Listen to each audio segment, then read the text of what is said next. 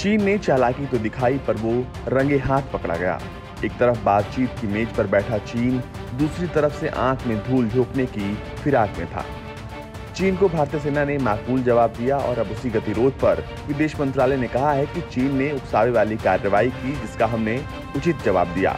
विदेश मंत्रालय ने कहा कि चीन ने उन बातों की अनदेखी की जिन पर पहले सहमति बनी थी और अब उकसावे वाली सैन्य कार्रवाई की।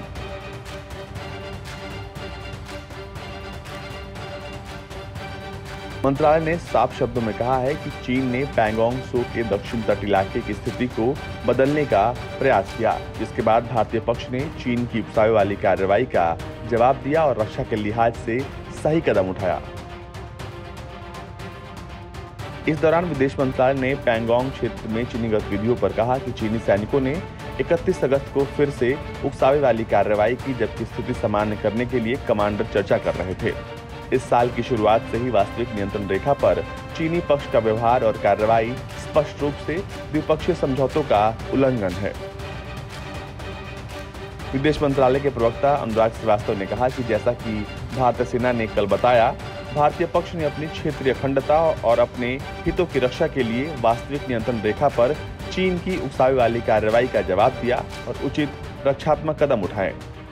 चीनी पक्ष ने सोमवार को एक बार फिर उकसावे वाली कार्रवाई की, जब स्थिति सामान्य करने के लिए कमांडर चर्चा कर रहे थे। समय पर की गई रक्षात्मक कार्रवाई के कारण भारतीय पक्ष एक तरफा ढंग से यथास्थिति बदलने के प्रयास को रोकने में सफल रहा।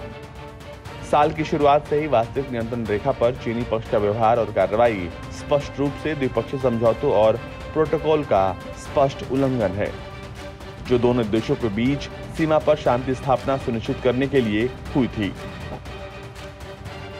चीन के इस कदम से जाहिर है जिस टूटी हुई डोर को भारत बातचीत टेबल पर जोड़ना चाहता था, वो अब नामुमकिन सा लगने लगा है। अनुराग श्रीवास्तव ने कहा कि ऐसी कार्रवाई दोनों देशों के विदेश मंत्रियों और विशेष प्रतिनिधियों के बीच बनी सहमति की भी पूर्ण अनदेखी है। भारत ने चीन को राजनयिक और सैन्य माध्यम से ये साफ साफ समझा दिया है कि सबसे पहली कतार में खड़े वो अपने सैनिकों को समझाए, अनुशासित रखे, वरना ये उसके लिए महंगा पड़ सकता है। अब तक चीन के हाथ से केवल ब्लैक टॉप ही छीना गया है, लेकिन वो दिन दूर नहीं जब चीन के हाथ से दुनिया सब कुछ छीन लेगी। ब्यूरो रिपोर्ट, भारत तक।